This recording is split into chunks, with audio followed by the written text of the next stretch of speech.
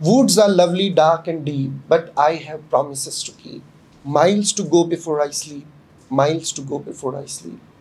Robert Frost की ये जो फेमस पंक्तियां हैं, ये जीवन की धार है, जीवन का एसेंस है इसके अंदर, जिसमें ये कहा गया है कि जब हम किसी लक्ष्य को निर्धारित करते हैं और उसकी ओर चल पड़ते हैं, तो ज़िंदगी में कई सारी ऐसी चीज़ें आती जो हमें आकर्षित करती हैं अपनी ओर। इवेंचुअली हम उसकी ओर इंक्लाइन हो जाते हैं और हम अपने लक्ष्य को भूल जाते हैं। परंतु आज हमारे साथ जो हमारे मेहमान हैं मिस्टर देवेंद्र कुमार साहू, इन्होंने अपने लक्ष्य को कभी भूला नहीं। कई सारे आकर्षण प्रोबेबली उनके भी जीवन में आए होंगे, पर वो अपने लक्ष्य की तरफ पूरी तरह से समर्पित रहे और लक्ष्य को हासिल भी कर लिए। तो Devendra ji sir. Good afternoon. Good afternoon sir. Devendra जो है एक सामान्य परिवेश से हैं, परंतु उन्होंने बड़ा लक्ष्य रखा और हासिल भी किया। चलिए आज हम उन्हीं की ज़ुबानी सुनते हैं कि उन्होंने बहुत ही सिंपल बैकग्राउंड से होने के बावजूद भी इतना बड़ा लक्ष्य कैसे हासिल किया। देवेंद्र बताएं इस प्रश्न का उत्तर। सर मैंने पहले एक एनडीए के बारे में जितनी भी इंफॉर्मेशन निकल सकती थी मैंने इसके बारे में इंफॉर्मेशन निकाली।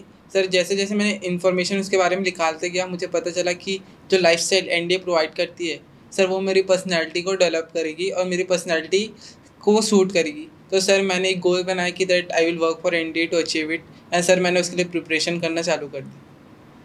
बहुत अच्छे। अपने घर की बैकग्राउंड के बारे में ज़रा बताएं। Yes sir. सर मेरे फैमिली में 4 लोग हैं सर, मम्मी पापा दीदी और मैं। मेरे पापा एक नॉर्मल सिविलियन जॉब करते हैं, नॉर्मल एम्प्लॉय है। मेरी मॉम सर हाउसवाइफ है और मेरी सिस्टर सर पॉलीटेक्निक कर रही है दुर्ग कॉलेज से। बहुत अच्छे। तो एक्चुअली ये सब करने के लिए तुमको किसने प्रेरित किया, किसने इंस्पायर किया? सर इंस्पिरेशन सर मैं 2 साल पहले एनडीए की जो पासिंग आउट परेड होती है एनडीए पॉप, वो देख रहा था। तो सर जो एनडीए पासिंग आउट परेड में जितने भी रिचुअल्स और ट्रेडिशन होते सर, मैं उसको देख के फैसिनेट हो गया था। तो सर उसके बाद मैंने एनडीए के बारे में और इन्फॉर्मेशन निकाली और सर जैसे कि मैंने कहा, मुझे लगा कि जो लाइफस्टाइल एनडीए प्रोवाइड करती है वो मेरी पर्सनैलिटी को सूट करेगी और मैं इसके लिए और एफर्ट डाल सकता हूँ। तो सर इस प्रकार से। देवेंद्र, पिछले कई वर्षों से एनडीए में हमारे राज्य से यूँ कहें हमारे आसपास के इलाकों से कोई निकाला ही नहीं, और अभी भी पूरे राज्य से पहले व्यक्ति हो जिसने फाइनली एनडीए को निकाला है। तो ये हिस्ट्री जब हम अपने ही क्षेत्र के बारे में देखते हैं तो थोड़ा सा डरावना होता है और डिसअपॉइंटिंग भी होता है। तो क्या तुमको निराशा नहीं हुई ये सब चीज़ें जानकर? सर निराशा तो हुई थी कि हमारे यहाँ हमारे भिलाई से कोई एनडीए के बारे में ज़्यादा किसी को पता नहीं है, ना ही कोई एनडीए में जाना चाहता है। उन्हें पता ही नहीं है सर, तो फिर वो जाने के लिए एफर्ट ही नहीं डालते। उन्हें उनके बारे में प्रॉपर नॉलेज ही नहीं है। तो सर ये देख के थोड़ा सा निराशा तो हुई थी सर, लेकिन it depend upon your mindset. अगर आपका माइंड स्ट्रांग है, you are ready to put effort towards achieving your goals, तो सर कुछ भी पॉसिबल। ओके। तो निराशा थी पर उसको तुमने ओवरकम किया और अपने गोल को अचीव करने के लिए पूरा माइट एंड मेन लगा दिया और इवेंचुअली आप लग ही गए। चलो बहुत अच्छा। ओके देवेंद्र, बहुत अच्छा जवाब दे रहे हो। ये बताओ कि एनडीए की पूरी तैयारी के लिए तुमने कौन से ऐसे रूल्स बनाए या कौन सी ऐसी स्ट्रेटेजी अपनाई जिससे तुम अचीव कर पाए सारी चीज़ों? Yes sir. एनडीए क्योंकि यूपीएससी कंडक्ट कराता है तो एनडीए का सिलेबस थोड़ा वास्ट होता है। तो सर मैंने उस वास्ट सिलेबस को नैरो डाउन किया। मैंने एक दिन पूरा बैठ के मैं नंबर ऑफ़ टॉपिक्स लिखा हर सब्जेक्ट से, जहाँ से मोस्ट नंबर ऑफ़ क्वेश्चंस आते हैं सर, और मैंने उस पर ही ज़्यादा फोकस किया। Instead of giving time to those topics from which the number of question are less, I give more time to those topics in which there are probably most number of question. So sir मैंने उनके ऊपर effort डाला। मैं sir वही question को बार बार करते गया। और सर एक कहावत है, जैसे एक बुक को 5 बार करना ज़्यादा अच्छा है 5 बुक को एक बार करने से। तो सर मैं नंबर ऑफ़ बुक को भी मिनिमाइज रखा और उनको ही बार बार रिपीट करता गया, जिससे मेरे अंदर कॉन्फिडेंस आया और मुझे लगा कि हाँ I am ready for facing the exam. Okay. तैयारी के दौरान बहुत सारी परेशानियां भी आई होंगी, तो कौन सी ऐसी परेशानियां थी जो कई बार तुमको बहुत ज़्यादा डिसहार्टन करती होंगी, परेशान करती होंगी, और कई बार सामान्य जो एस्पायरेंट होता है वो डिसअपॉइंट होकर गिव अप करने की भी सोचने लगता है। तो ऐसी कोई बड़ी परेशानी सामने आई थी तुम्हारे? सर परेशानी तो आती रहती है सर, क्योंकि सर मुझे कोई बताने वाला नहीं था कि एनडीए के लिए कैसे प्रिपेयर करना है। तो सर मैंने जितना भी देखा वो यूट्यूब में जो सीनियर्स थे मेरे, जो रिकमेंडेड हो गए थे किसी भी स्टेट से, तो सर मैं उनकी हर एक वीडियो को देखता था जहाँ से मुझे कुछ ऐसा पॉइंट मिल जाए जिसके लिए सर मैं एफर्ट करूँ, क्योंकि मुझे कोई ऐसे पर्सनल बताने के लिए नहीं था जो मुझे गाइड कर सके। तो सर मैंने उनका वीडियो देखा और मुझे पता चलते गया कि हाँ किस सब्जेक्ट, मैथ्स के पोर्शन में कौन से सब्जेक्ट से कौन से टॉपिक से ज़्यादा क्वेश्चन आते हैं। तो सर मैंने उनके एफर्ट डाला और सर कभी कभी ऐसा होता था कि पढ़ने का मन नहीं होता था, बिल्कुल ऐसा लगता था कि गिव अप कर देना है, मतलब उस टेबल पे, स्टडी टेबल में बैठे ही नहीं जाता था सर। लेकिन उस टाइम अगर जो अपने स्टडी टेबल पे टिक गया सर, वो टिक गया। नहीं तो सर एक ऐसा पॉइंट आता है रिटर्न एग्ज़ाम के पहले, जब मैं रात में पढ़ता था सर, तो एक ऐसा पॉइंट आता था तब मुझे बहुत नींद आ रही होती थी। तो सर मेरे पास दो ऑप्शन होते थे, या तो मैं जाके सो जाऊँ या फिर मैं फिर से पढ़ूँ। तो सर मैं फिर से मुँह धो के ठंडा पानी पी के पूरा फ्रेश होकर फिर पढ़ने बैठता था। तो सर ये आती है एक नेवर गिव अप एटीट्यूड होना चाहिए आपके अंदर। और ऐसे बहुत सारे पॉइंट्स आएंगे जहाँ आपको लगेगा कि मुझसे नहीं हो रहा है, मुझसे नहीं हो रहा है सर, बट छोटे छोटे स्टेप्स में अगर आप करोगे तो वो एक पाइल अप होकर आपको यूज सक्सेस देते हैं। Very good. अच्छा, तुम जैसे बताया कि लॉकडाउन का समय था, तुम वीडियोस देख के इंस्पायर हुए, तो क्या लॉकडाउन तुम्हारे लिए भी एक एडवर्स कंडीशन था जैसे ज़्यादातर लोगों के लिए हुआ करता था? सर मेरे लिए लॉकडाउन एडवर्स कंडीशन नहीं था, मैंने उसको एक यूजफुल टाइम की तरह उपयोग किया, एक अपॉर्चुनिटी जैसा, एक अपॉर्चुनिटी के जैसा उपयोग किया। सर मेरे ऑनलाइन क्लासेस होते थे स्कूल के, तो मैं वो अटेंड करता था और उसके बाद एनडीए के प्रिपरेशन में लगता था।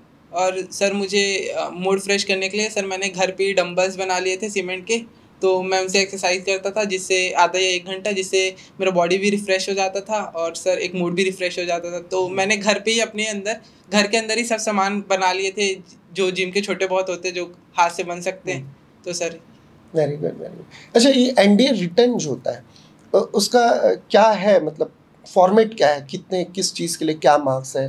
क्या सभी परीक्षाओं को मिलकर पास करना होता है या किसी एक सब्जेक्ट में आप निकालोगे तभी बाकी सब्जेक्ट्स की का एग्जामिनेशन होगा, मतलब उसको चेक करेंगे, क्या है ये चीज़ें? Yes sir. Sir NDA conducts 2 paper, one is for maths and one is for GAT. Sir एक मैथ्स के लिए होता है, गणित के लिए, और एक जीएटी समान विज्ञान के लिए। तो सर मैथ्स 300 मार्क्स का होता है, उसमें सर सेक्शनल कट ऑफ होता है 90 मार्क्स। लेकिन सर मैं सजेस्ट करना चाहूँगा कि आप 90 को एम मत करें, आप अप्रॉक्स करें 120, 130 या 100 के ऊपर, तब सर कहीं ना कहीं आप 90 को क्रॉस कर पाएंगे। तो एक ये सेक्शनल कट ऑफ होता है, उस वो मैथ्स का सेक्शनल कट ऑफ क्लियर करने के बाद ही हमारा जो सेकंड पेपर होता है वो चेक होता है। अगर जिनका मैथ्स में सेक्शनल कट ऑफ क्लियर नहीं हो रहा है उनका सेकंड पेपर सर चेक ही नहीं होता। अच्छा। तो ये हर एक एस्पायरेंट के लिए ज़रूरी है कि वो दोनों को इक्वल बैलेंस करके चले। वो मैथ्स का भी सेक्शनल कट ऑफ क्लियर करे, वो सर जीएटी का भी सेक्शनल कट ऑफ क्लियर करे और ओवरऑल कट ऑफ भी क्लियर करे। तो एक्चुअली ये देखा गया है, एमबीए की क्लासेस हम लोग भी कंडक्ट करते हैं, ज़्यादातर छात्र जो है गणित, मैथ्स को लेकर बहुत संशय वाली स्थिति में होते हैं, कंफ्यूजिंग स्टेट में रहते हैं। और सच बात तो ये है कि इतने सारे लोग हमारे राज्य से भी एनडीए के प्रति अवेयरनेस बढ़ा है लोगों में। तो एनडीए में सारी चीज़ें अच्छी होती हैं, इंग्लिश अच्छा करते हैं, जीटीएच इंग्लिश में सारी चीज़ें अच्छी, English, general studies, geography, economics, history, सभी चीज़ें अच्छा करते हैं। परंतु मैथ्स में वो जो मिनिमम मार्क्स लाना है ताकि सेकंड पेपर चेक हो पाए, वो मार्क्स नहीं ला पाते। तो उसके लिए क्या सलाह देना चाहोगे तुम छात्रों को? Yes sir. सर मैथ्स में हाई स्कोर करने के लिए सिर्फ एक ही रूल है, the more you practice the more you will score. आप जितना ज़्यादा प्रैक्टिस करोगे आप उतना ज़्यादा स्कोर करोगे। सर मैंने एक नॉर्मल स्टूडेंट्स में देखा है कि उन्हें थोड़ा मैथ्स थोड़ा हार्ड लगता है, तो वो सब्जेक्ट को छोड़ देते हैं, और जो उन्हें ईजी लगता है जैसे कि इंग्लिश हो गया या ज्योग्राफी या हिस्ट्री, वो उन पर ज़्यादा टाइम देते हैं। सर उन पर ज़्यादा टाइम देने के बजाय उन्हें एक प्रॉपर स्ट्रैटेजी बनानी चाहिए कि सर मैं दिन में अगर इतने घंटे पढ़ता हूँ तो इतने घंटों में से मुझे प्रॉपर 3 घंटे मैथ्स ही बनाने। और सर मैथ्स का एक ही रूल है कि अगर आप जितने ज़्यादा प्रैक्टिस करोगे आपकी हैंड राइटिंग स्पीड उतनी ज़्यादा बढ़ेगी, उतने स्पीड से आप कैलकुलेशन कर पाओगे, सर तो जो 2 hour 30 minutes का पेपर होता है उसमें 120 क्वेश्चंस होते हैं, हर क्वेश्चन के लिए अप्रॉक्स 1.5 मिनट्स होते हैं। तो सर ये थोड़ा हार्ड हो जाता है, लेकिन अगर जब आपकी राइटिंग स्पीड अच्छी है, आप कैलकुलेशन बहुत ईजिली कर लेते हैं और फास्ट वे में कर लेते हैं, तो मैथ्स की सेक्शनल कट ऑफ भी ऑटोमेटिक क्लियर हो जाती है। तो मैं उन्हें यही रिक्वेस्ट करना चाहूँगा कि आप स्टडी टेबल पे बैठो और उसके ऊपर एफर्ट डालो। आपको लगता है कि आज समझ नहीं आ रहा है तो आप छोड़ दिए, उसको छोड़ने से नहीं होगा, उसमें एफर्ट डालने से होगा। एक दिन समझ में नहीं आएगा सर, दूसरे दिन आएगा, तीसरे दिन आएगा, चौथे दिन में कुछ ना कुछ तो आएगा। तो सर आपको बैठना है प्रॉपर अपने स्टडी टेबल में और उसके एफर्ट डालना है। ये नहीं कि ये क्वेश्चन बन नहीं रहे तो मैं इसे छोड़ देता हूँ। सर एक बार बनाएंगे, 2 बार बनाओगे, थर्ड में ऑटोमेटिक आप आधा क्वेश्चन तो बना ही लेंगे क्योंकि आपने 2 बार पहले बनाया है। तो सर ये मैथ्स पूरा प्रैक्टिस के ऊपर डिपेंड करता है। अच्छा, ये मॉक टेस्ट का क्या रोल है भाई? बहुत ज़्यादा चर्चा में है मॉक टेस्ट। कितने मॉक टेस्ट कर लेना चाहिए परीक्षा के पहले कि आपको लगने लगे कि मैं तो सेलेक्ट हो ही रहा हूँ? क्या मॉक टेस्ट इंश्योर कर देता है सिलेक्शन को? सर मॉक टेस्ट एक वे है जो आपको बताता है कि आपकी एबिलिटी कहाँ है, आप कितने पानी में। सर वो हमें बताता है कि हमने जो पिछले 1 साल से प्रिपरेशन करी है, हम उस प्रिपरेशन को अपने पेपर पे डाल पा रहे हैं कि नहीं। वो हमें बताते हैं कि सर कौन से टॉपिक से हम ज़्यादा गलती कर रहे हैं, कहाँ सिली मिस्टेक्स हो रहे हैं, या कौन से हमारे टॉपिक्स बहुत स्ट्रॉन्ग है जिसे हम 1-1 मिनट में सॉल्व कर ले रहे हैं। तो मॉक टेस्ट हमें एक वे है बताने का जो हमें एनालाइज करके बताता है हमारी नॉलेज को कि हाँ आप मैथ्स में ट्रिग्नोमेट्री आप बहुत ईजिली सॉल्व कर पा रहे हैं और स्टैटिस्टिक्स में आपको बहुत टाइम लग रहा है। तो सर मॉक टेस्ट लगाने से एक अंदाज़ा हो जाता है कि हाँ मैं यहाँ पे वीक हूँ। सो स्टूडेंट्स के ऊपर और काम करना स्टार्ट कर देते हैं। सर मेरे अकॉर्डिंग अप्रॉक्स 1 मंथ या 20 डेज पहले आपको मॉक टेस्ट देना चाहिए रिटर्न से, क्योंकि वो इंश्योर करता है कि आप कितने पानी में, वो आपको बताएगा कि आपकी नॉलेज कहाँ तक है, आपसे कट ऑफ क्लियर हो रहा है कि नहीं। Sir approx 10 to 15 mock test enough होंगे हमें ये इंश्योर करने के लिए कि हम रिटर्न क्लियर कर पाएंगे। Very good. तो क्या मतलब ऑनेस्टली बताना, क्या मॉक टेस्ट से तुम समझ गए थे कि तुम्हारा सिलेक्शन होने वाला है? सर एकदम 100% गारंटीड तो नहीं था, लेकिन मॉक टेस्ट में प्रीवियस ईयर के क्वेश्चन भी होते हैं, तो मैंने उनको सॉल्व किया। तो सर उसमें मेरे कट ऑफ क्लियर हो रहे थे, लेकिन लो मार्जिन से हो रहे थे। तो मैं उतना श्योर तो नहीं था कि मेरी कट ऑफ क्लियर हो जाएगी सर, लेकिन मैंने एक काम किया था, मैंने 1 महीने पहले ही मॉक टेस्ट देना चालू कर दिया था। तो जब मैंने दिया और मेरे स्कोर थोड़े कम आए, तो मेरे पास अप्रॉक्स 20 to 25 डेज़ का टाइम था कि मैं इसके ऊपर और काम करके फिर से उसी मॉक टेस्ट को फिर से दूँ। तो सर मैंने वो काम किया, फिर मेरे कट ऑफ क्लियर हो रहे थे हाई मार्जिन से। Very good. मतलब तुम सर्टन हो चुके थे कि हाँ मैं निकल रहा हूँ। Very good. अच्छा ये बताओ, कितने मार्क्स मिले थे तुमको मैथ्स और जीटीए में? सर मुझे टोटल 430 मार्क्स मिले थे। मैथ्स में मेरे आए थे 110 कुछ, और सर उसमें जीएटी में 290 ऐसा कुछ। जीएटी में 290? Yes sir. तो तुमने बहुत अच्छा स्कोर किया इट मीन्स। Yes sir. तो क्या ये रिटर्न में जो मार्क्स आप स्कोर करते हो उसका इंटरव्यू पर कोई असर होता है? सर इंटरव्यू पे असर नहीं होता, लेकिन जो इंटरव्यू के बाद पूरे सिलेक्शन होने के बाद, इवन मेडिकली फिट होने के बाद जो मेरिट लिस्ट निकलती है, उनमें जो कैंडिडेट ह्यूज मार्जिन से कट ऑफ क्लियर नहीं करते सर, वो मेरिट आउट हो जाते हैं। तो सर वो एक बहुत बड़ा शौक होता है कि आपने पूरा रिटर्न क्लियर किया, मेडिकल क्लियर किया, एसएसबी क्लियर किया, उसके बाद आप मेरिट आउट हो जा रहे हो। तो मैं यही रिक्वेस्ट करना चाहूँगा कि आप ये ट्राई करो कि आपके कट ऑफ अच्छे मार्जिन से क्लियर हो रहे हो। ऐसा बोला जाता है कि जिनके भी 400 से ऊपर स्कोर होते हैं वो मेरिट आउट होने के उनके चांसेस बहुत कम हो जाते हैं। और सर जो 350 कट ऑफ जाती है हर साल अप्रॉक्स, तो जो 355 360 लाते हैं उन्हें थोड़ा डर बना रहता है कि हम कहीं मेरिट आउट ना हो जाए। Very good. अच्छा ये बताओ, बड़ा अलग प्रश्न है कि कितना % मार्क्स लाने से एक व्यक्ति एसएसबी के लिए तैयार हो जाता है? रिटर्न में कितना % मार्क्स लाए, मतलब ऑन एन एवरेज बोल रहा हूँ मैं। सर ऑन एन एवरेज 900 में से, जिसमें 600 for GAT and 300 for maths, so approx 900 में से अगर आप 360 के ऊपर लाते हैं, 360 370, तो मैं एडवाइस करूँगा कि 400 तक के, तो he is ready to go for SSB. मतलब कितना % अराउंड? सर अप्रॉक्स 40-50%, 40% क्या वो। ऑडियंसेस ध्यान से सुनिए, आपको केवल 40% मार्क्स अगर ले आते हो तो आप एसएसबी के लिए तैयार हो। तो क्या 40% मार्क्स नहीं लाया जा सकता? लाया जा सकता है। हाँ ये ज़रूर है कि एग्ज़ाम्स थोड़े जो पेपर्स होते हैं टफ होते हैं, पर हाँ, अगर रेगुलर प्रैक्टिस करें तो देवेंद्र ने जैसे बताया केवल 40% लाना है आपको, आराम से आप एसएसबी के लिए तैयार हो जाओगे। चलिए आगे का प्रश्न देवेंद्र से मैं करता हूँ। देवेंद्र, पेरेंट्स और घर के आसपास का माहौल कितना हेल्पफुल या हेल्पफुल नहीं रहा आपको यहाँ तक लाने के लिए? सर मेरे पेरेंट्स ने बहुत मुझे सपोर्ट किया था। वो मेंटली जो एक इमोशनली सपोर्ट होता है, जो उन्हें लगता है कि जब मैं रात में पढ़ता था तो जो मम्मी थी वो रात में दूध गर्म करके लाती थी, तो एक इमोशनली जो अटैचमेंट था और इमोशनली जो सपोर्ट था उसने मुझे एक इनर स्ट्रेंथ दिया कि हाँ मैं और एफर्ट डाल सकता हूँ। तो जो एक सर एक भरोसा था उन्हें भी कि हाँ तू तो कर लेगा। सर रिटर्न जाने से पहले ही मेरे घर वाले बोल रहे थे अगर तेरा नहीं होगा तो किसका होगा, तो they were having so much of confidence. हाँ हालांकि वो मुझे दिलासा दे रहे थे, पर सर ये सुन के अच्छा लगता है जब आपको कोई बोलता है कि हाँ तुम्हारा तो हो ही जाएगा, भले आप उसके लिए रेडी हो या ना हो, लेकिन आपके कॉन्फिडेंस लेवल हाई हो जाता है। So sir it all depends upon mindset. अगर आपका कॉन्फिडेंस हाई है तो भले आप इंटरव्यू में गलत भी आंसर दे रहे हो लेकिन आप कॉन्फिडेंस से आंसर दे रहे हो, तो सर इंटरव्यूअर के ऊपर एक इम्पैक्ट पड़ता है कि हाँ भले ये गलत आंसर दे रहा है but look at his confidence, he is giving all the answer confidently. तो सर मेरे एक मेट का वो था कॉन्फ्रेंस में, उसने मुझे शेयर किया, वो रिकमेंड हुआ था। तो जो कॉन्फ्रेंस में कमांडर इन चीफ ने उससे पूछा कि did you give all the answer correctly, तो उसने बोला yes sir correctly. Then he asked only correctly, then my friend replied no sir correctly with confidently. So एक कॉन्फिडेंस जो बिल्डअप होता है पेरेंट्स का और टीचर्स का, एक इमोशनली अटैचमेंट कि आपको लगता है हाँ कि हाँ मेरे पीछे मेरे पेरेंट्स हैं, मेरे टीचर्स हैं मुझे सपोर्ट करने के लिए, मुझे बैकअप करने के लिए।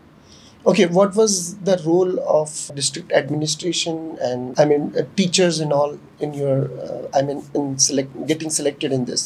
Sir, district administration played a very vital role in getting me got selected in NDA. The way the guidance provided by the teacher of the institution was very right. They were giving us the topics which will help to score high in the marks.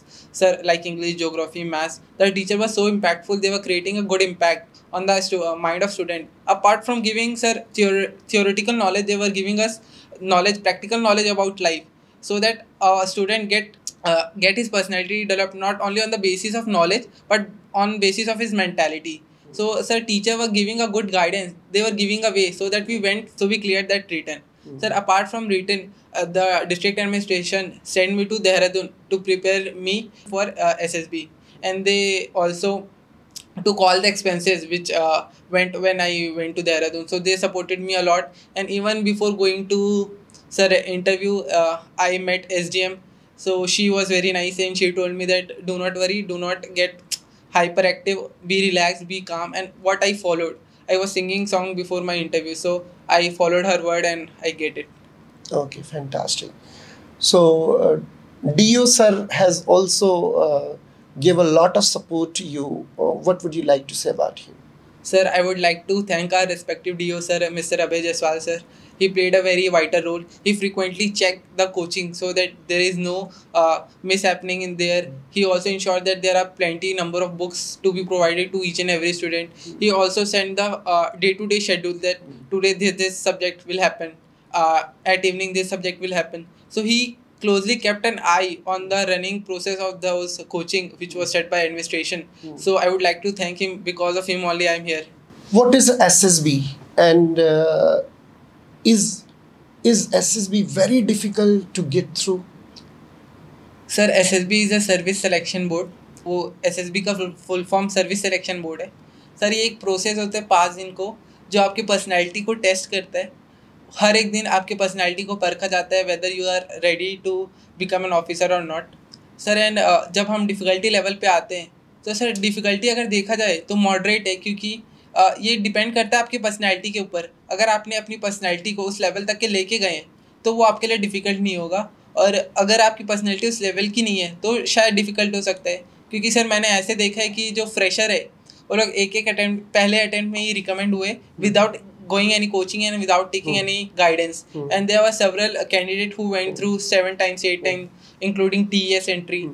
तो sir उनकी कहीं ना कहीं personality या knowledge पे कहीं ना कहीं कमी हो रही थी. तो ये जो SSB है ये पूरी आपकी पर्सनैलिटी के ऊपर डिपेंड करती है. सर एक OLQs होते हैं, ऑफिसर लाइक क्वालिटीज़. तो 15 OLQs है जो हमारे SSR होते हैं जो सर होते हैं जो हमें एसेस करते हैं, they are searching for those 15 OLQs such as sir social acceptance. आप कहीं जाते हो तो आप अपने सोशल को कैसे बिहेव करते हो, आप जाते हो तो आप सबसे बात करते हो या आप अकेले कुर्सी पे बैठे रहते हो, आप जाते हो सर तो सर आप जल्दी दोस्त बना लेते हो या आपको दोस्त बनाने में बहुत टाइम लगता है। आप अगर किसी आर्ग्यूमेंट में फंस जाते हो तो आप उससे और लाउड होकर आर्ग्यूमेंट करते हो या काम डाउन होकर उससे समझाते हो। आप अगर कहीं प्रॉब्लम में हो तो आप अपने टीममेट को छोड़ के चले जाओगे या आप उसे लेके जाओगे। तो सर ये OLQs है, स्टेमिना हो गया, they are different sets of OLQs which are 15 in number. तो सर वो OLQs देखते हैं ऐसे सर हमारे अंदर, तो जो पर्सन उस OLQ को मैच करता है या उस लेवल तक के भी आता है तो सर वो उन्हें सेलेक्ट करते हैं। SSB, इस SSB का जो फॉर्मेट है उसमें क्या क्या चीज़ें होती हैं, कितने दिन की होती है, उसको डिटेल में बताओ। सर SSB 5 दिन की होती है, Day 1, Day 2, Day 3, Day 4 and Day 5। Day 1 में रिपोर्टिंग डे होता है और वो स्क्रीनिंग डे भी बोला जाता है। तो उसमें 2 टेस्ट होते हैं। पहला एक साइकोलॉजिकल टेस्ट जहाँ आपको सर एक पिक्चर दिखाई जाएगी, वो थोड़ी ब्लर होती है, तो आपको उस ब्लर पिक्चर को देख के एक अच्छी स्टोरी लिखनी होती है और थोड़ी देर बाद उसे नरेट करना होता है और एक ग्रुप डिस्कशन से कॉमन स्टोरी बनानी पड़ती है और उसे एसेसर को सुनानी पड़ती है। तो सर ये एक टेस्ट हो गया, picture perception test PPDT। Second is sir OIR test जो होता है ऑफिसर इंटेलिजेंस रेटिंग। सर इसमें 2 होते हैं, एक वर्बल और नॉन वर्बल, जिसमें अप्रॉक्स 50 क्वेश्चन होते हैं और आपको टाइम दिया रहता है अप्रॉक्स 20 to 30 मिनट्स। तो आपको इन्हें सॉल्व करना होता है और sir on the basis of number of answer you did correct आपको एक रेटिंग दी जाती है। OIR 1 यानी बहुत अच्छा और OIR 5 यानी थोड़ा कम। तो 5 ग्रेडिंग होती है, OIR 1, 2, 3, 4, 5। तो जब आपकी स्क्रीनिंग की जो रिज़ल्ट होती है वो दोनों को मिला के बनाई जाती है, आपके वो PPDT के परफॉर्मेंस पे और आपके OIR पे। तो सर पहले दिन स्क्रीनिंग होता है, जो स्क्रीनिंग हो जाते हैं कैंडिडेट उन्हें रूम अलॉट किया जाता है और जो स्क्रीन आउट होते हैं they are send back to their home. Sir तो उसके बाद रूम अलॉट होते हैं। सेकेंड डे में सर साइकोलॉजिकल टेस्ट होता है, जिसमें फर्स्ट होता है टैट, जिसमें 12 पिक्चर्स दिखाई जाती है, 11 पिक्चर्स दिखाई जाती है और 12 में जो स्क्रीन है वो ब्लैंक स्क्रीन होता है। तो आपको 11 स्टोरीज लिखनी रहती है उन पिक्चर को देख के, और जो 12th वाली होती है वो आपको खुद के इमेजिनेशन से एक स्टोरी लिखनी होती है। सर ये हो गया टैट। सेकेंड है वैट, वर्ड एसोसिएशन टेस्ट। इसमें एक के बाद एक सर 50 सेकेंड के लिए आपके स्क्रीन के सामने फ्लैश होंगे वर्ड्स, उस वर्ड को देख के आपको उससे एक अच्छा सेंटेंस बनाना होता है और it depends upon your speed also, because sir 15 second में एक वर्ड को देख के तुरंत सेंटेंस बनाना थोड़ा डिफिकल्ट हो जाता है। तो सर ये आपकी स्पीड को भी चेक करती है, your way of thinking, the way you are reacting towards your spontaneous, तो ये इन सब चीज़ों को चेक करती है। सर थर्ड हो गया SRT। सर ये होता है सिचुएशन रिएक्शन टेस्ट। इसमें अप्रॉक्स सिचुएशन दिए रहते हैं कि अगर आप घर से मार्केट जा रहे हैं और बीच में ये हो गया तो हाउ यू विल एक्ट। अगर आप ट्रेन से आगरा टू मुंबई जा रहे हैं तो अगर बीच में ये हो गया तो हाउ यू विल रिएक्ट। तो हम लोग को वो लिखना पड़ता है कि अगर हमारे साथ रियल में ये हो रहा है तो हम कैसे रिएक्ट करेंगे। सर फोर्थ तो इसका पर्पस क्या होता है? सर इसका पर्पस ये होता है कि अगर वो सिचुएशन हमारे सामने रियल में ऐसी हो गई तो what is our quickest answer, क्योंकि सर जो SRT होता है वो हमें सोचने का मौका नहीं देता। We have to write our spontaneous reaction. Sir हर 30 सेकंड में सिचुएशन रिएक्शन टेस्ट मतलब कुल मिला के ये बोलना चाहते हो कि उस समय जो भी हम परसेप्शंस होंगे हमारे, हाँ, अगर वो पॉजिटिव होंगे तो वो हमारे पूरे पर्सनालिटी को रिफ्लेक्ट करेंगे। Yes, sir. ये बोलना चाहते Yes, हो। sir. Very good. जो हमारा इंस्टिंक्ट निकलता है, यस, तो सर वो उसके चेक करके बता सकते हैं ऐसे सर कि हाँ this is a personality of an individual. Fourth होता है सर सेल्फ डिस्क्रिप्शन, जिसमें आपको सेल्फ डिस्क्रिप्शन लिखना होता है, how your parent think about you, how your teachers think about you, how your friend think about you, what you think about you and what kind of person do you want to become। Sir और तीसरे दिन या जैसे कि मेरा हुआ दूसरे दिन ही इंटरव्यू हो जाता है। Interview approx around 45 minute to 1 hour 30 minute तक के चलते हैं, इसके बीच कोई भी। और इसमें आपसे जो इंटरव्यूअर होता है वो कोई भी रैंडम क्वेश्चन पूछ सकता है regarding your personality, personal life, knowledge, current affairs, the state from which you have came, the train by which you have came. So they are number of question for which you have to prepare. Sir third day होता है GTO Day 1। इसमें हमारे जो group होते हैं उसको divide कर देते हैं 9 या 10 के ग्रुप में, और हमें एक सेट ऑफ टास्क दी जाती है which we have to complete in a certain period of time. तो सर हमने कंप्लीट करते हैं और इसमें ये होता है कि हमें we have to do not argue with other individual, because our solution might be different, his solution might be different, so we have to cooperate and we have to take all of us along with us. So हमें सबको एक साथ लेके चलना पड़ता है, किसी से भी आर्ग्यू या झगड़ा करना नहीं होता है वहाँ। और सर चौथे दिन भी कुछ टास्क ग्रुप वाले होते हैं और कुछ इंडिविजुअल टास्क होते हैं जो हमें इंडिविजुअल परफॉर्म करने होते हैं सर। और चौथे दिन के ये चौथा दिन ख़त्म हो गया। पाँचवें दिन होता है कॉन्फ्रेंस। कॉन्फ्रेंस में सर एक बड़ी सी टेबल होती है और उसमें जितने भी हमारे असेसर होते हैं वो सब बैठे हुए होते हैं। तो ये असेसर वर्ड बार बार बोल रहे हो, उसका क्या अर्थ होता है? सर असेसर जो सर होते हैं जो हमें असेस करते हैं, जो हमें मार्क देते हैं हमारे परफॉर्मेंस को देख के, उन्हें असेसर बोला जाता है। तो वो हमें देखते हैं कि ये इसके पर्सनैलिटी क्या है, whether he is able to get recommended or not, वो हमें कॉन्फ्रेंस में देखते हैं। सर कॉन्फ्रेंस ज़्यादा लंबा नहीं होता, अप्रॉक्स 5 to 10 मिनट्स। और जो बॉर्डर लाइनर केस होते हैं, बॉर्डर लाइनर मतलब सर 3 असेसर होते हैं, जैसे कि बॉर्डर लाइनर में 2 ने हाँ बोल दिया है और 1 ने ना बोला है, तो उसका थोड़ा केस लंबा चलेगा कॉन्फ्रेंस। मेरे बैच में एक था, वो मोहाली का था, तो सर उसका कॉन्फ्रेंस अप्रॉक्स चला था 20 to 25 मिनट। तो एक बॉर्डर लाइन में कुछ भी केस होता है वो बहुत रेयरेस्ट होते हैं, लेकिन generally they make decision in 5 minute weather he is recommendable और नॉट। तो ये सर ये कॉन्फ्रेंस होती है और उसके बाद हमें लंच करने बोला जाता है और अप्रॉक्स 2:30 to 3 को फिर हमारा रिजल्ट आ जाता है। तो तुम्हारा कहाँ हुआ था SSB इंटरव्यू? सर मेरा बैंगलोर में। तो बताओ कि वहाँ पर how did you feel being with all those cadets? Sir, I literally enjoyed with all my friends. I was not taking any tension that whether what kind of question the interview will ask from me. I was chilled, relaxed.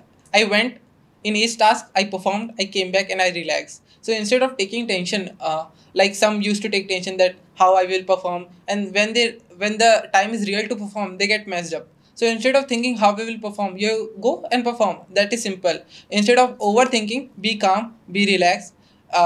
Go with the flow, you perform and came back. So this is the thing which I done, and sir I made a lot of friends there.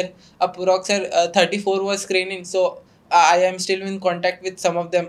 So we are good friends now. So how did you cultivate such a confidence being positive over there? Sir, because it's a real tough kind of situations, because most of the people are strangers and you are about to face somebody who is of helm of the affairs. So it becomes very difficult to remain very calm and composed. So what the thing which actually made you to be such a confident boy? Yes, sir. Sir, it depends upon the mindset of a person. Instead, whoever I met, I used to make him friend. I used to talk him confidently, normally, like we know each other from years. This was the strategy of yours, yeah, like, since the beginning. That make friends. That will certainly pave a way for you to be a confident among them. Yes, sir. Isn't it?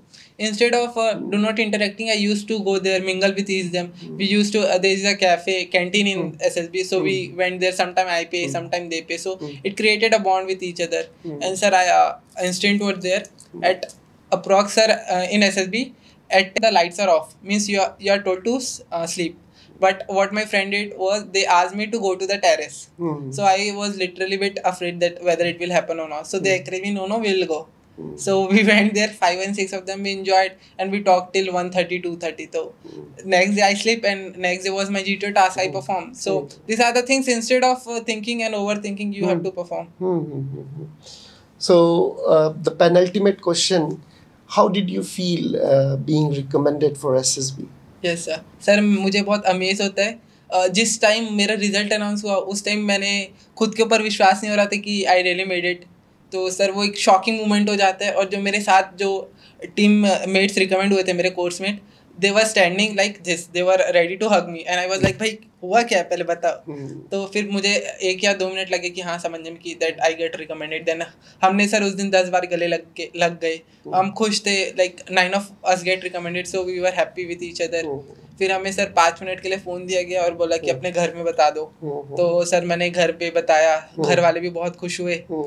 उस time sir ज़्यादा मौका नहीं मिला बात करने के लिए, क्योंकि तुरंत हमें डॉक्यूमेंटेशन के लिए लेके जा रहे थे। तो फिर हमने 5 मिनट मैंने बात करी घर से, फिर मैंने रख के डॉक्यूमेंटेशन किया सर। लेकिन वो एक चेहरे पे जो स्माइल थी ना हमारे नौ के अंदर सर, वो अनडिस्क्राइबेबल थी उस time. Let me tell you, this selection would certainly make you happy throughout your life, even after your life, for sure. Yes, sir. Because you're doing something exceptionally for the countrymen, and for yourself and the society as a whole. So अब मैं अगला प्रश्न ये है जो अंतिम है, तुम्हारा सिलेक्शन हो गया है, अब ज्वाइनिंग कब है, और ट्रेनिंग का जो टेन्योर है वो कितना समय रहेगा, और ट्रेनिंग के बाद तुम किस पोस्ट पर जाओगे, और तुमने आर्म फोर्सेस के कौन से विंग को चॉइस किया है? Yes sir. Sir after getting selected मुझे प्रोबेबली अराउंड जुलाई टू अगस्त में ट्रेनिंग के लिए जाना पड़ेगा एनडीए खड़कवासला में। 3 साल की सर मेरी ट्रेनिंग है एनडीए में और 1 साल की है मेरी आईएनए एजीमाला में। सर उसके बाद I will be posted as a sub lieutenant in Indian Navy. Sir मैंने इंडियन नेवी को चूज़ किया था। वैसे तो तीनों फोर्सेस बहुत अच्छे हैं, लेकिन सर मेरे हल्का इंक्लिनेशन इंडियन नेवी की तरफ था। और सर ये रीज़न उतना स्ट्रांग नहीं, लेकिन मुझे लगता है कि हमें गुड रिक्रिएशन वैल्यूज़ मिलते हैं और फॉरेन कंट्रीज़ मिलती है देखने को, तो सर मैंने नेवी चूज़ किया। वेल बहुत अच्छा, पर इसके साथ एक नेगेटिविटी जुड़ी है जो नहीं सोचना चाहिए। कई बार जो है सी सिकनेस हो जाता है, वाटर सिकनेस हो जाता है। कई बार ऐसा भी देखा गया है कि कैडेट्स वापस आ जाते हैं। आई एम श्योर तुम वैसे नहीं हो, फियर हेडेड हो और तुम हमेशा रहोगे वहाँ पर। अपने ऑडियंसेस को कुछ सलाह देना चाहोगे? तुम्हारे जैसे यंग एस्पिरेंट्स जो इस दिशा में कुछ करना चाहते हैं, उनको कुछ सलाह देना चाहोगे? Yes sir. सर मैं उन्हें यही सलाह दूंगा कि बड़ा सोचो और उसके प्रति काम करना चालू कर दो। सर वो एक होता है ना कि हम मिडिल क्लास है तो हम ज़्यादा बड़ा हमारी सोच नहीं रखते, तो मैं उन्हें एक ये बताना चाहूँगा कि आप बड़ा सोचो और उस गोल को एक बड़े में डिवाइड करो, फिर उसे छोटे छोटे में डिवाइड करके रोज़ दिन प्रतिदिन उसके ऊपर काम करना चालू कर दो। तो जब आप हर रोज़ एफर्ट डालोगे तो सर वो एक साथ मिलके आपको यूँ सक्सेस देंगे। और सर एफर्ट ही मेन है, हार्डवर्क जो जितने भी मतलब कुछ लोगों को ऐसा चाहिए होता है, इस तरह एक मंत्र चाहिए होता है जिसे पढ़ के वो सेलेक्ट हो जाए, तो ऐसा कुछ भी मंत्र नहीं है, ना ही एनडीए में ना ही किसी भी फील्ड में। The only thing is your hard work and your effort. तो हार्डवर्क करो, अपना टाइम दो, एक सिटिंग टाइम बहुत ज़रूरी है ड्यूरिंग होल प्रिपरेशन। आप बैठो, एक रूटीन प्रॉपर फॉलो करो कि मुझे इतने बजे खाना है तो मैं रोज़ लगभग इतने बजे खा लूँगा, मुझे इतने बजे सोना है। तो सर उससे क्या होता है, एक बॉडी भी एक नेचुरल वे में आ जाती है। और सर सेकंड जो डिस्ट्रैक्शन होते हैं, क्योंकि आज सोशल मीडिया का ज़माना है, तो डिस्ट्रैक्शन मैं एक कम्प्लीटली ये नहीं बोलूँगा कि सोशल मीडिया को प्रोहिबिट करो या उसको बंद कर दो, क्योंकि सर मैंने भी यूज़ किया, लेकिन उसको एक लिमिट में कर दो कि हाँ मैं दिन में आधा घंटा या दिन में 15 मिनट जो भी है मैं उसको उतना यूज़ करूँगा, उससे ज़्यादा नहीं करूँगा। क्योंकि सर बंद करने से हो जाता है जो चीज़ हम नहीं करना चाहते, सबसे ज़्यादा दिमाग उधर ही जाता है। तो इंस्टेड डूइंग दैट हम उसको ऐसा कर सकते हैं कि हम दिन में आधा घंटा फ़ोन यूज़ कर लेंगे, उसके बाद नहीं करेंगे। तो डिस्ट्रैक्शन को कम करो, हार्डवर्क करो और सर जितना हो सके गाइडेंस लेना सीखो अपने बड़ों से, या फिर कोई भी एक ऐसा व्यक्ति है जो जिसने बहुत कुछ अचीव किया है, उससे उसकी पर्सनैलिटी से एक अच्छे एस्पेक्ट्स लेना शुरू करो सर। चलो ठीक है देवेंद्र, मेरी ओर से बहुत सारी शुभकामनाएं। ईश्वर करे तुम you come of the flying colours in your life and I hope you will do well. God bless you, take care of yourself. Thank you sir.